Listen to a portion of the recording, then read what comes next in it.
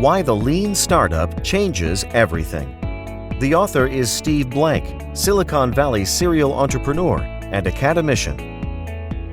Launching a new enterprise has always been a hit-or-miss proposition. As new research by Harvard Business School's Shikhar Ghosh shows, 75% of all startups fails. Recently, an important countervailing force has emerged, one that can make the process of starting a company less risky. It's a methodology called the Lean Startup.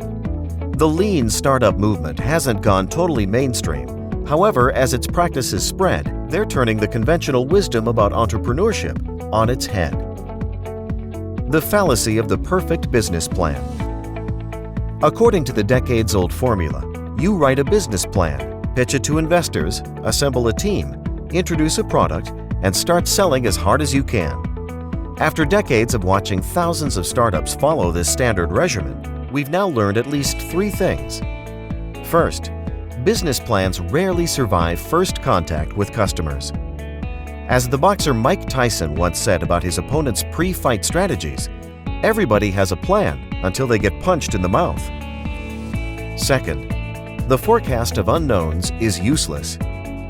No one besides venture capitalists and the late Soviet Union requires 5-year plans to forecast complete unknowns. These plans are generally fiction, and dreaming them up is almost always a waste of time. Third, startups are not smaller versions of large companies. They do not unfold in accordance with master plans. The ones that ultimately succeed go quickly from failure to failure, all while adapting, iterating on, and improving their initial ideas as they continually learn from customers. One of the critical differences is that while existing companies execute a business model, startups look for one. The distinction is at the heart of the Lean Startup approach. It shapes the lean definition of a startup, a temporary organization designed to search for a repeatable and scalable business model. The three key principles of the Lean method. First, the business model canvas.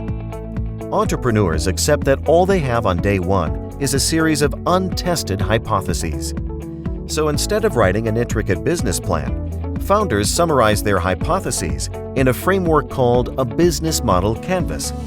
Essentially, this is a diagram of how a company creates value for itself and its customers. Second, customer development.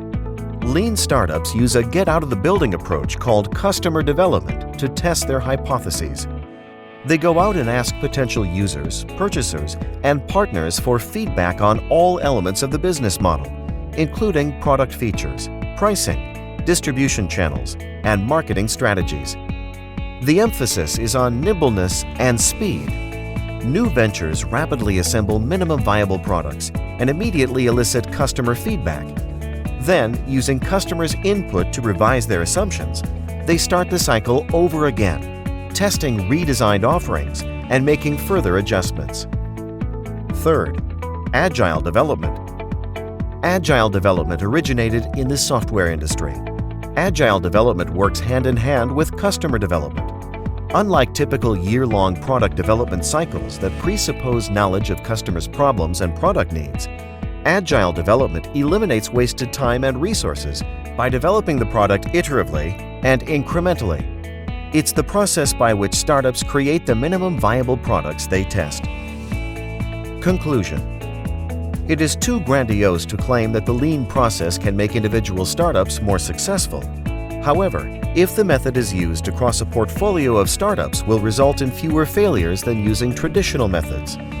The Lean Startup method has emerged at a time when other business and technology trends are likewise breaking down the barriers to startup formation.